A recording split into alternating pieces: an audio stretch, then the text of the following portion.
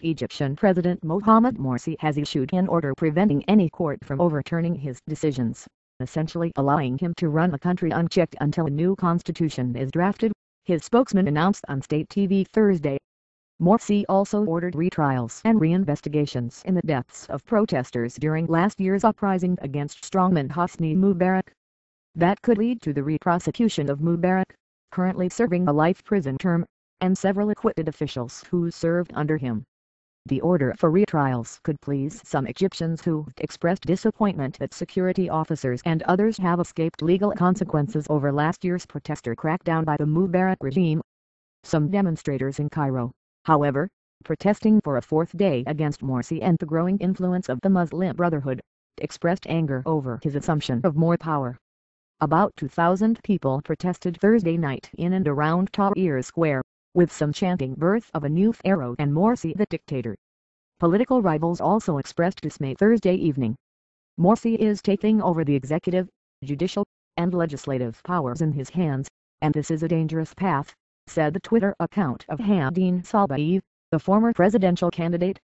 Morsy has issued immunity to any laws he issues. This is the birth of a new dictator, tweeted Khaled Arli, another former presidential candidate. Hundreds of Muslim Brotherhood supporters, meanwhile, stood outside the General Prosecutor's office Thursday to support Morsy's decrees. Morsy declared that any laws or decrees he's made since he took office June 30th, and until a new constitution is put in place, are final and cannot be overturned or appealed, his spokesman said on state-run TV. Morsy also declared that a 100-man council drafting a new constitution, plus the upper house of parliament, cannot be dissolved. And he granted the council 2 more months to finish a draft constitution, meaning the panel has 6 months to finish. That means Morsy, who earlier this year took over legislative powers from the military council that ruled after Mubarak's ouster, could have at least 6 months of unchecked rule by decree. The draft constitution would go to a referendum before it is finalized. He also fired Egypt's general prosecutor, who had taken criticism from protesters in recent months because they believed prosecutions over demonstrators' deaths were insufficient. Morsy swore into law Ibrahim as the new general prosecutor on Thursday.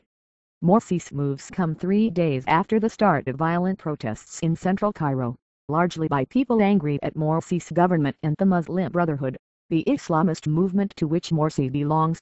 They also come amid turmoil in the Constitution panel, which has been torn between conservatives wanting the constitution to mandate Egypt be governed by Islam's Sharia law, and moderates and liberals who want it to say that Egypt be governed by principles of Sharia. The announcements also come the day after Morsy helped broker a ceasefire between Israel and Hamas after an 8-day conflict between the sides. On Wednesday, Morsy released a statement saying he had cancelled a planned trip to Pakistan, sending his vice president instead, to concentrate on internal political developments and the Israel-Hamas ceasefire. Thousands of people have protested in Cairo since Monday, chanting, for the first time since Morsy took office, for the toppling of the regime. Some in Tahrir Square held posters saying no to the Brotherhood, and banned Brotherhood members from entering the square. Some protesters have thrown Molotov cocktails and rocks at police, who have fired tear gas and birdshot at the demonstrators. 1 person has died and at least 80 have been injured in the protests, according to Mohammed Sultan, the health ministry spokesman. 9 police officers have been injured in the clashes so far, said Ayla Mahmoud, an Interior Ministry spokesman. Dozens of protesters have been arrested, said Interior Minister Hamid Al-Eldin. Cameras have been installed around Tahrir Square, its side streets and the Interior Ministry in an effort to determine the identities of people attacking security forces, he announced. Middle East balance of power shifting. More demonstrations are scheduled in Tahrir Square on Friday. Fekret Makraoud, the criminal court judge in Egypt's Ismailia district, said Thursday night that he was sad because what President Morsy did is an assault on the legislative and judicial system. He defies anything the revolution stands for, and his actions are an insult to us as judges, Makraoud said.